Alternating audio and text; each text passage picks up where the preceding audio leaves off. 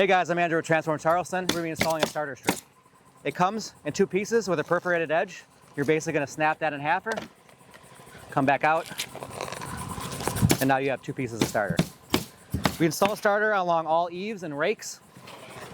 This is to prevent wind uplift, and we also put the tar line down to seal the shingle.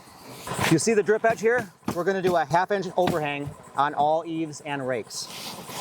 You're going to line that down, 1/2 inch here, 1/2 inch here. Each starter is going to be installed with 4 nails, 2 to 3 inches from each side. And as we transition, we're going to go up the rake. That is also a 1/2 inch overhang. And then since this one is underhung a little bit, we're just going to come back, cut that off, and there we have a smooth transition all the way up from the eave to the rake. And that's how you install Atlas starter strip shingles.